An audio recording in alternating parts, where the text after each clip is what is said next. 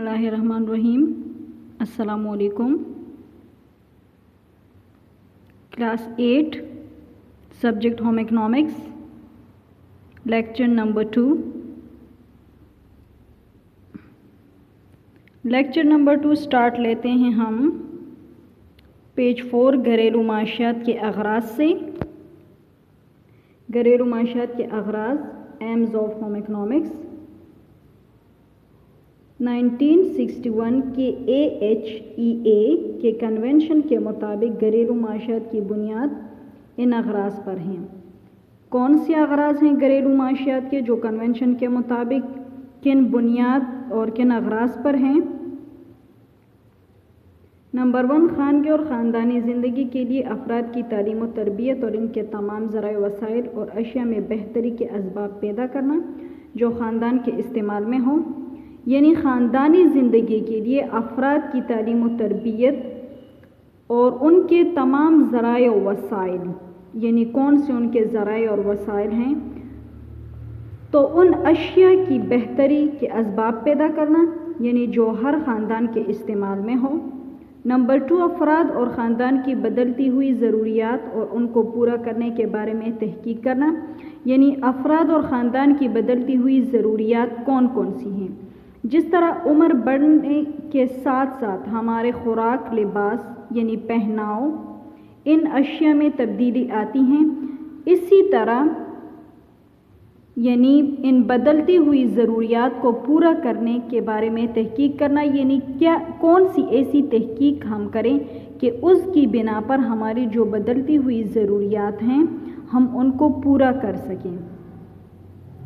Number 3 है ख़ानदान और अफराद के लिए इलाकाई, मुल्की और आलमी सतह पर साजगार माहौल को परवान चढ़ाना,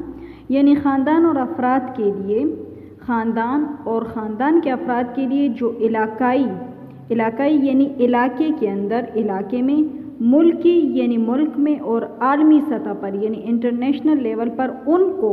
पुरसुकून माहौल, यानी जो माहौल उनके लिए साजगार हो, उनको के लिए अच्छा हो, तो उन्हें वो माहौल प्रोवाइड करना है, यानी वो माहौल मुहैया करना है। ख़ानदान घरेलू माशियात का मरकज़ है, यानी ख़ानदान जो हैं तो वो घरेलू माशियात का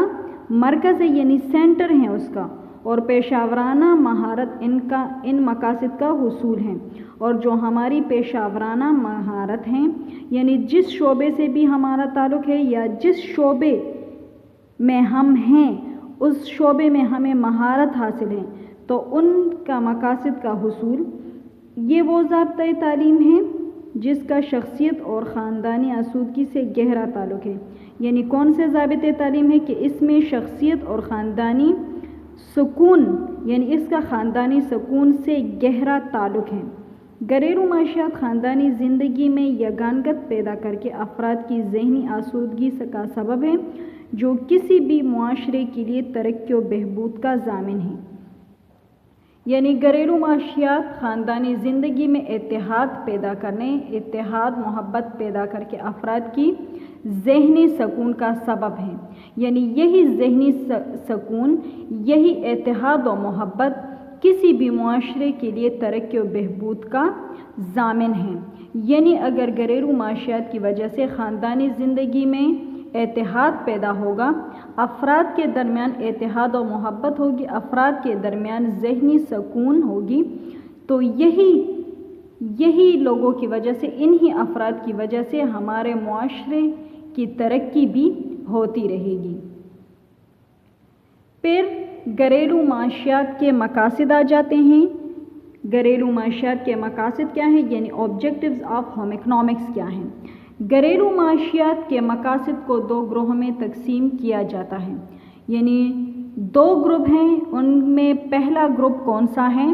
अमूमी मकासद हैं, यानी अमूमी मकासद हैं। तो अमूमी मकासद जो हैं वो है जनरल ऑब्जेक्टिव्स। जनरल ऑब्जेक्टिव्स में क्या है, यानी मंदरजा झेल मकासद के ज़रिए ख़ानदान और अफराद में सलाहियत, इस्तिताअत और अहलियत पैदा की जा सके। इस्तिताअत यानी जो उनके बस में हो, जो उनके इस्तिताअत के मुताबिक हो, یعنی ایسے اقدار کا تعین کرنا جو ذاتی، خاندانی اور معاشرتی زندگی کو معنی دے اور ان اقدار کی روشنی میں مناسب مقاصد کا تعین کرنا، یعنی ایسے اقدار کہ جو ہمارے ذاتی، خاندانی اور معاشرتی زندگی کو کوئی معنی دے، یعنی اس سے ہم کچھ حاصل کریں، ہم کچھ سیکھیں، تو ان کی مقاصد کے لیے یعنی ہمیں مناسب اقدامات اٹھانے ہوتے ہیں۔ پھر ہے اگلا پوائنٹ، خاندانی مدار کے ہر دور میں ایسا گھریلو اور سماجی ماحول پیدا کرنا جس کے ذریعے افراد خانہ کی صحت مند نشو و نما ممکن ہو سکے، یعنی خاندانی مدار کے ہر دور میں، یعنی جب بچہ پیدا ہوتا ہے، وہ تھوڑا بڑا ہوتا ہے، اسکول گوئنگ ہوتا ہے، اسکول ختم کرتا ہے، اس کی جاب لگتی ہے، یعنی پھر جو گھریلو اور سماجی ماحول ہوتا ہے تو اس کے ذریعے سے افراد خانہ کی صحت مند نشو و نما ممکن ہو سکے، یعنی افراد خانہ کے گھر کے افراد کی صحت مند نشو و نما کیسے ممکن کی جا سکتی ہیں، تو وہ ہمیں سیکھنا ہے۔ خاندان اور معاشرے کے مابین اچھے تعلقات استوار کرنا، یعنی خاندان اور معاشرے کے درمیان اچھے تعلقات کیسے استوار کیے جا سکتے ہیں، یعنی خاندان اور معاشرے کے مابین اگر خاندان میں ایسے ہستیاں ہوں، ایسے نفوس ہو، ایسے افراد ہو کہ وہ معاشرے کے لیے کچھ کرے، تو معاشرے کے مابین اور خاندان کے افراد کے مابین اچھے تعلقات استوار ہوں گے۔ پھر بچوں کی نگہداشت اور ان کی ذہنی، جسمانی اور سماجی نشو و نما کا بہتر استعمال، یعنی بچوں کی نگہداشت اور ان کی ذہنی، جسمانی اور سماجی نشو و نما کا بہترین حصول، یعنی یہ حصول تب ممکن ہوگا جب بچوں کی پرورش اچھی ہوگی، ان کی ذہنی اور جسمانی صلاحیتوں کو بروئے کار لے کر آنا، یعنی بچپن سے ان کی ذہنی صلاحیتوں کو اپنے معاشرے کے لیے اجاگر کرنا کہ انہوں نے معاشرے کے لیے ایسے کون سے اقدامات کرنے ہیں، ان کی اخلاقی تربیت کرنا۔ جسمانی یعنی کہ ان کی خوراک کا صحیح خیال رکھا جائے، ان کو ایسے غذا مہیا کی جائے جو ان کے جسمانی پرورش کے لیے اچھی ہو، اور سماجی نشو و نما کا بہترین حصول، یعنی کہ وہ معاشرے میں سماج کے لیے کچھ بہتر کر سکے، ان حصول کو پانے کے لیے وہ بہت کچھ کر سکیں۔ پھر گھریلو معاشیات کے پیشہ ورانہ مقاصد آ جاتے ہیں، یہ ہمارا نمبر 2 مقاصد ہیں، یعنی professional objectives of home economics. تو اس میں کیا ہے کہ افراد اور خاندان کی ذاتی اور خاندانی زندگی میں بہتری لانے میں مدد دینا، کہ افراد اور خاندان کی ذاتی یعنی ان کی ذاتی اور خاندانی زندگی میں بہتری لا سکیں، خاندانوں کے تہذیبی اور معاشرتی حالات اور ضروریات کو سمجھنا کہ خاندانوں کے ایسے کون سے ضروریات ہیں، کون سے ان کے معاشرتی حالات ہیں، تو ان کو سمجھا جائے۔ گھریلو معاشیات اور اس کے مختلف شعبے جات میں پیشہ ورانہ قیادت کو فروغ دینا، کہ گھریلو معاشیات کے ایسے کون سے شعبے ہیں کہ جس سے ہم پیشہ ورانہ قیادت کو فروغ دیں۔ نوجوانوں اور بڑوں کو گھرداری اور کام کرنے کے لیے تیار کرنا، یعنی وہ نوجوان لڑکے اور لڑکیاں کہ ان کو گھرداری کے لیے تیار کیا جائے کہ گھر کو کیسے سنبھالنا ہے، گھر کے کام، گھر کے اخراجات، ان کی تنظیم کے بارے میں بتانا چاہیے۔ مرد خواتین دونوں کو گھرداری اور کمانے کے دوہرے اور مشترکہ کردار کو اپنانے اور سمجھانے میں مدد دینا، یعنی یہ نہیں کہ صرف خواتین کو ہی گھرداری سمجھائی جائے، مرد اور خواتین دونوں کو گھرداری سمجھائی جائے اور ان کو کمانے کے طریقے بتائے جائیں اور ان کو بتایا جائے کہ وہ ایک ہی گھر میں دونوں مشترکہ طور پر اپنے کردار کو کیسے اپنائیں اور کیسے سمجھنے میں ایک دوسرے کی مدد کریں۔ پھر ہیں دوسرے مضامین کے ساتھ گھریلو معاشیات کی وحدت، یعنی integration of home economics with the other subjects, تو اس میں ہے کہ گھریلو معاشیات تمام علوم اور ان کی افادیت اور اصولوں کو فرد، خاندان اور معاشرے کی بہبود و ترقی کے لیے استعمال کرتا ہے۔ مضامین چاہے سائنس اور ٹیکنالوجی کے ہوں، معاشرتی سائنس ہو یا سماجی علوم و فنون، ہر ایک کی افادیت فرد اور خاندانی زندگی کے لیے لازم و ملزوم ہے۔ یعنی دوسرے مضامین کا ہوم اکنامکس کے مضامین کے ساتھ ایک ہونا، یعنی جو دوسرے مضامین ہیں تو وہ مضامین گھریلو معاشیات کے ساتھ ایک ہیں، یعنی اس میں علوم کی افادیت اصولوں کو ان کی افادیت اور اصولوں کو فرد، خاندان اور معاشرے کی بہبود و ترقی میں کس طرح استعمال کیا جائے، یعنی ہمارے پاس اس میں پھر مختلف مضامین آ جاتے ہیں کہ چاہے سائنس اور ٹیکنالوجی کے ہوں یا وہ ہمارے معاشرتی سائنس ہو یا سماجی ہو یا علم و فنون، ہر ایک کی افادیت یعنی ان کے فائدے فرد اور خاندانی زندگی کے لیے لازم و ملزوم ہیں۔ پھر بنیادی سائنس آ جاتا ہے کہ بنیادی سائنسز اور گھریلو معاشیات کی وحدت کیا ہے۔ یہ مضامین خالص سائنسی نوعیت کے ہوتے ہیں،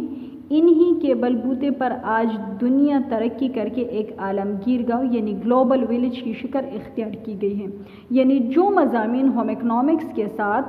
جو بنیادی سائنسز ہیں، جو گھریلو معاشیات کے ساتھ ایک ہیں، تو ان مضامین کی وجہ سے آج جو دنیا ترقی کر رہی ہیں تو ایک عالمگیر گاؤں یعنی ایک عالمگیر گاؤں کی شکل انہوں نے اختیار کی ہیں۔ کس وجہ سے؟ یعنی سائنس اور ٹیکنالوجی کی بدولت۔ پھر آ جاتا ہے حیاتیاتی سائنسز۔ تو حیاتیاتی سائنسز یعنی بائیولوجیکل سائنسز میں ہم کیا پڑھتے ہیں کہ یہ علوم خلیوں کی بناوٹ اور ان کے افعال، مختلف حیاتیاتی نظاموں اور ان پر اثر انداز ہونے والے عوامل کا مطالعہ کرتے ہیں۔ یعنی یہ علوم جراثیم کی بناوٹ، افزائش اور ان میں ہونے والی تبدیلیوں یعنی جینیاتی تبدیلیاں، جینیاتی بیماریاں، جینیاتی رد و بدل کی وجہ سے نئے غذا اور مصنوعات کی پیداوار اور انسان کی صحت پر اثر انداز ہونے والے عوامل کا مطالعہ کرتے ہیں۔ اس کے علاوہ ماحولیاتی نظام اور ان میں ہونے والی تبدیلیاں افراد خانہ کی صحت، غذائیت، نشوونما اور بہبود کے بارے میں خاتون خانہ کو باعلم رکھتی ہیں۔ یعنی حیاتیاتی سائنسز میں ہم مختلف حیاتیاتی نظاموں کے بارے میں پڑھتے ہیں، مختلف جراثیم کی بناوٹ، ان کی افزائش، ان کی روک تھام اور جو جینیاتی تبدیلیاں ہوتی ہیں، جینیاتی بیماریاں ہوتی ہیں یا جینیاتی رد و بدل،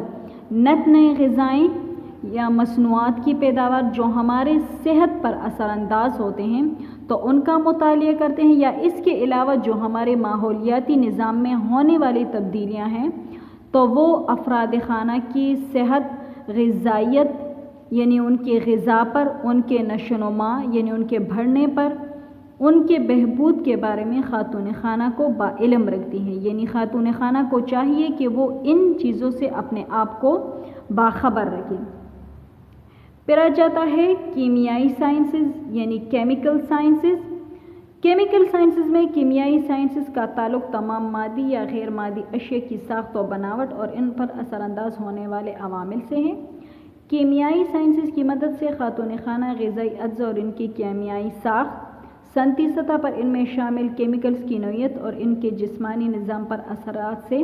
باخبر رہتی ہیں۔ علاوہ ازیں کیمیائی سائنسز پارچہ بافی میں مختلف ریشوں کی ساخت، بناوٹ اور پارچہ بافی کے دوران مختلف کیمیائی اشیاء کے اثرات کے بارے میں معلومات دیتی ہیں۔ یعنی کیمیائی سائنسز میں ہم کہ کیمیائی سائنسز سے جو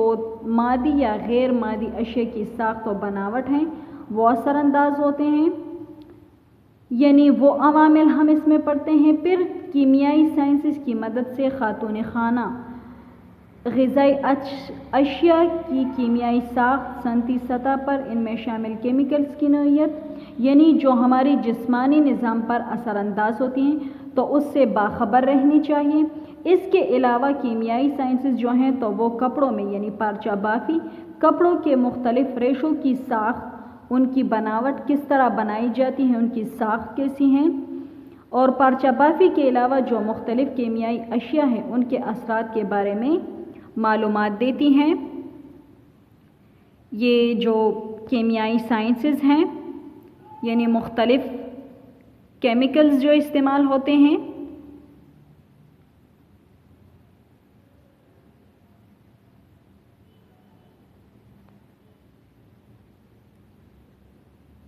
آج کا ہمارا اتنا ہی لیکچرز تھا۔